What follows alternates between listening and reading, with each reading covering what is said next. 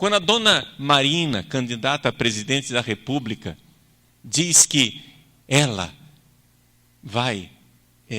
não gosta de trabalhar com as instituições, porque as instituições são frias e as pessoas é que são importantes, ela está fazendo um discurso revolucionário. As pessoas não notam isso. Elas não notam que, por exemplo, a Marina é tão vermelha quanto a Dilma, com a diferença que ela tem em clorofila. Nós somos um país muito agraciado, a gente elege funcionários públicos para nos servir, e aí a gente ganha de presente deuses. Eles acham que se eles passarem uma lei, abolindo a lei da gravidade, as coisas vão parar de cair. Eles acham que podem. Eles acham que podem. Não é? Alguém precisa dizer para esses senhores que há coisas que são imorais. Não é? A Marinha diz que é pró-vida, contra o aborto e quer fazer um plebiscito. Eu concordo com o plebiscito do aborto se a gente fizer antes um plebiscito para votar se deve matar ou não o presidente da República. Ora, se você...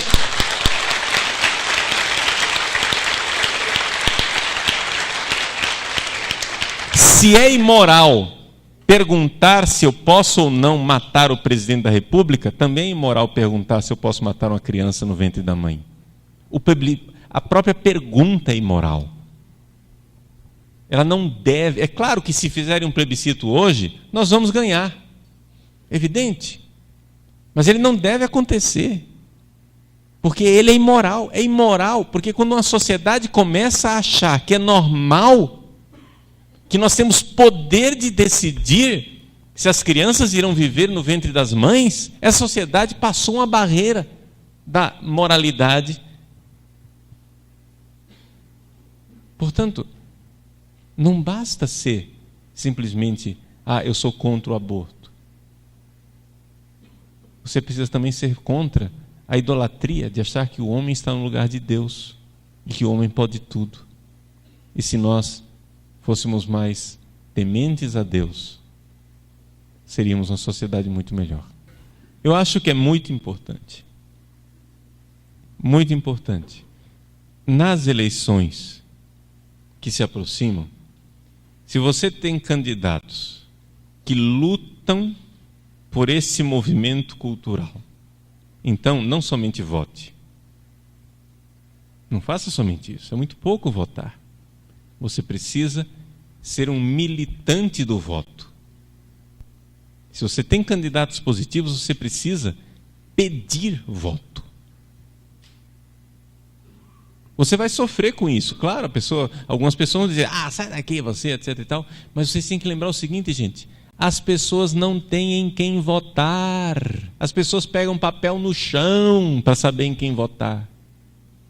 E se você tem algum candidato válido, bom, no qual você confia, então seja um apóstolo do voto.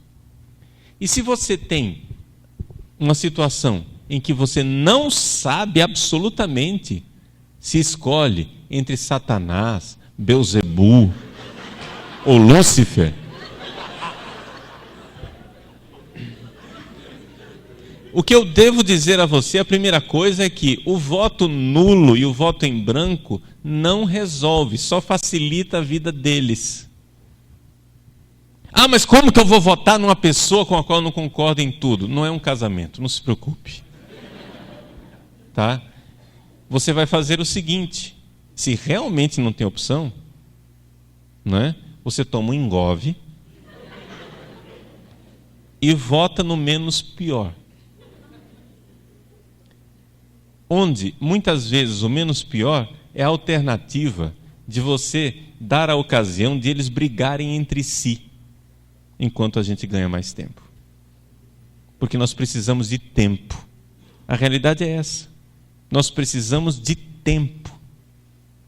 Por quê? Porque nós precisamos fazer a tarefa de casa. E a tarefa de casa não é simplesmente uma urna. A tarefa de casa é um movimento cultural. Para nós cristãos, essa palavra cultura, nós sabemos antropologicamente que ela se chama espírito. É um movimento espiritual. As vacas não têm cultura porque elas não têm alma. Ou seja, é um movimento espiritual. Como nós estamos aqui falando de política, e não estou aqui para dar aula de espiritualidade, então a gente chama de movimento cultural. Mas dentro desse movimento cultural, claro, tem a religião, tem a espiritualidade, que aliás é o motor da história. Marx achava que a religião era o ópio do povo. Eu simplesmente acho que a loucura de Marx não é o ópio, é um veneno na veia do povo. E que a religião produz muita saúde, sim, senhor. Uma sociedade que realmente teme a Deus e quer amá-lo, é uma sociedade que vai bem. Quem dera no Brasil nós tivéssemos congressistas, presidentes, senadores, governadores que tivessem medo do inferno.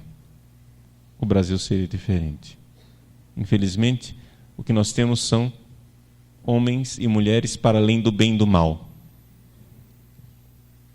Né? Eles são deuses.